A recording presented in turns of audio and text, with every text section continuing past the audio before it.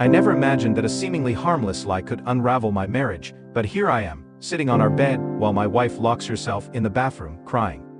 It all started innocently enough, trying to let my wife, a medical resident with an insanely demanding schedule, feel like she was there for our son's milestones. I thought it was the best way to help her cope with the guilt of not always being around. But now, as the truth about our baby's milestones has come crashing down, I realize the damage I've done. How do I repair the trust and find a way back to the loving relationship we had before? About an hour ago, my wife and I had an upsetting experience. She's still in the bathroom, crying with the door locked.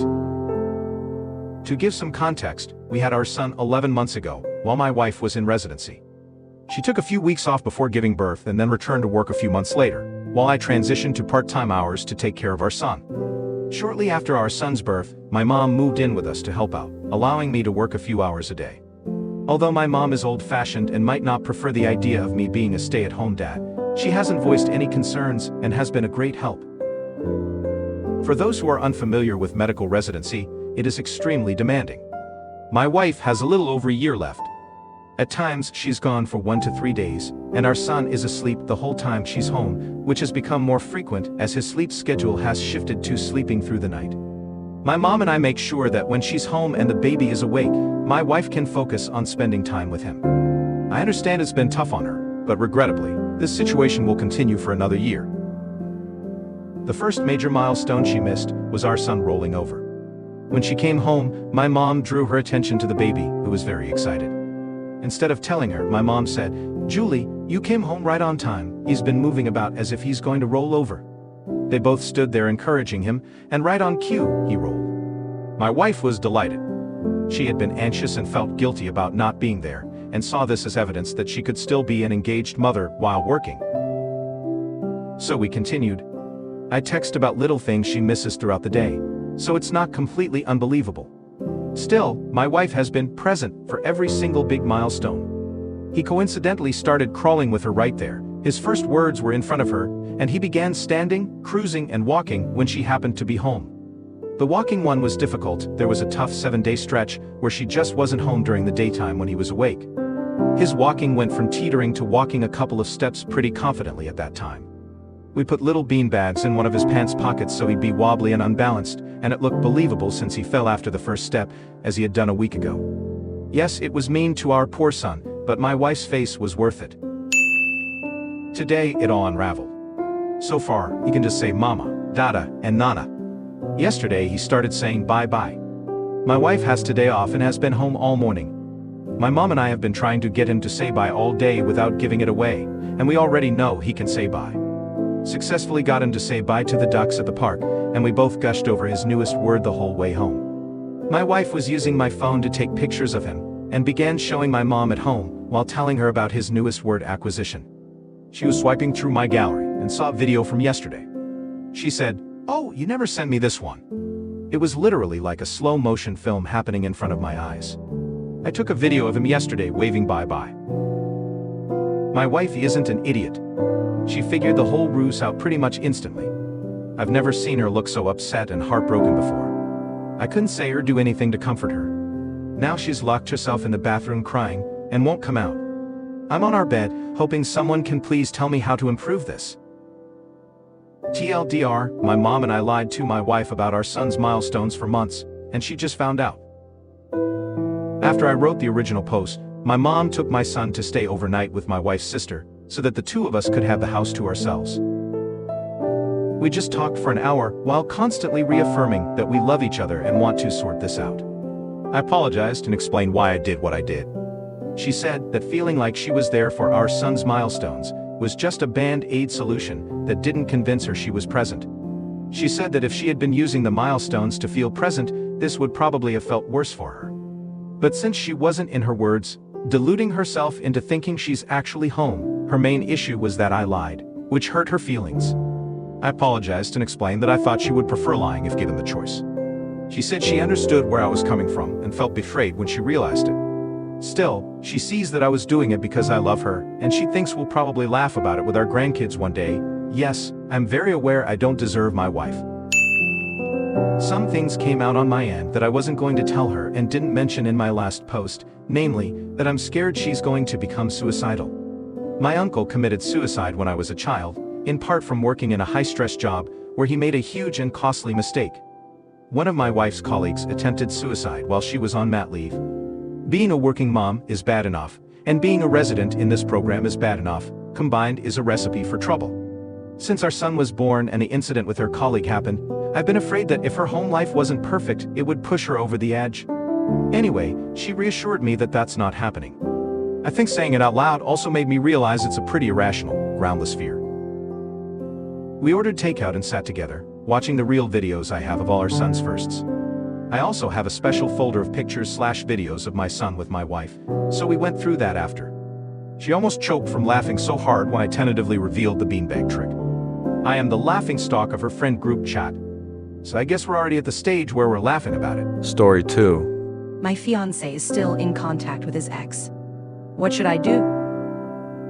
I am from India, where arranged marriage is still pretty common. I met my fiancé through an online matrimonial site about 1.5 years ago. When we spoke for the first time, he was not interested and did not follow up. I used to call and text him, and eventually we got to a point where we were in touch almost daily. We spoke as friends as he did not want to spend any more time with me. He told me he was looking at other people and asked me to do the same. Around 1 year back then, he called me up, saying while he does not have any romantic feelings for me, he does like talking to me as a friend, and maybe marriage is more about at least being able to be friends. He proposed a deal where we could give this a shot. I went to meet his parents, and they really liked me. They immediately said yes. The next 8 months after that were a roller coaster, with him being very sweet for a day, and then fighting with me for the rest of the 6 days of the week.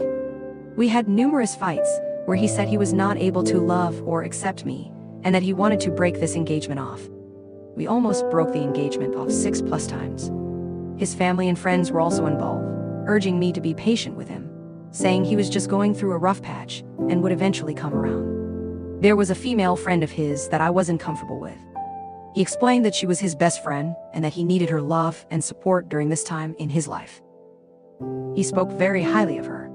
She is so intelligent and accomplished for her age. She is younger than both of us. She earns a lot, lives independently, and has a pretty lavish lifestyle.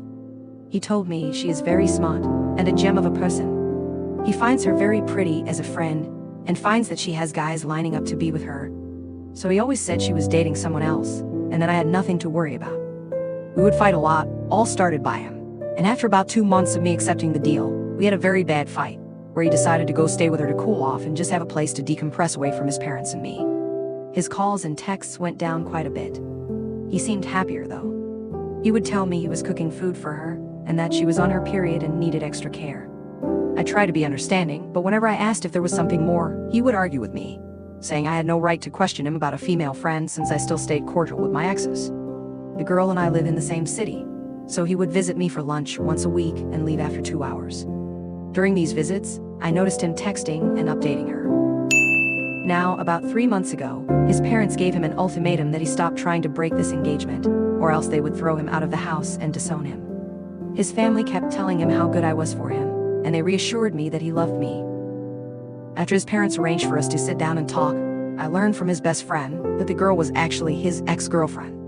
They had been together for the past couple of years, and had even lived together at one point. I immediately called her, and she was kind and willing to answer any questions I had. She shared all the details and mentioned that he had told her he would break off our engagement but just needed more time. That she was the love of his life. He also wanted to marry her. This was after our engagement. I saw their texts, and it was all started by my fiancé, who was getting jealous over her being busy. I saw texts from her that said she wanted to move on and be left alone and the cheating was wrong. He convinced her that she was the one for him. I saw his texts planning dates and gifting her presents out of the blue. When I got the gifts I had asked for, he said he did not want to get me anything. I also saw texts on how much he loves making love to her. We tried being intimate a few times, and he said he felt disgusted and that I was the worst person he had slept with. When he initially said that, I thought he was being spiteful as we were arguing. I don't think he meant it. After everything came out and his parents got involved, we had major arguments for the next 3 weeks. He blocked her and yelled at her in front of me, accusing her of abandoning him and saying she was psychotic and suicidal, claiming he was only supporting her as a friend. Then he, along with his friends and family, spent weeks convincing me to stay, and I eventually agreed. Now, with our wedding a week away, all the arrangements are made. I came over to his place to finalize some details. I saw a call from her to him, and he has her unblocked on social platforms. When I noticed this, he called her, was rude to her, and said they could never talk again.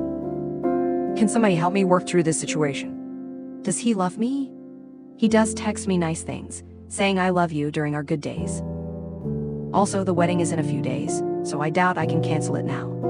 I also love him very much and want to be with him. Comment. First person, please get out of this while you can. You have been putting in all the effort since before the marriage was arranged. You need to break things off now. And if you are still interested in marrying, then you should talk with your family about helping you find someone else. This is not healthy, and this is not healable. He needs to sort out his own issues, and you need to move on and find the unconditional love and support you deserve. Second person. It sounds like you're facing a deeply painful and confusing situation. Trust and honesty are crucial in any relationship, and your fiancé's ongoing communication with his ex-girlfriend, despite previous assurances and the emotional turmoil it's caused, raises significant concerns. Before proceeding with the wedding, it's essential to prioritize your own emotional well-being and consider seeking guidance from someone you trust. Take the time you need to reflect on whether this relationship aligns with your values and whether you can rebuild trust moving forward. You deserve a relationship built on mutual respect and transparency.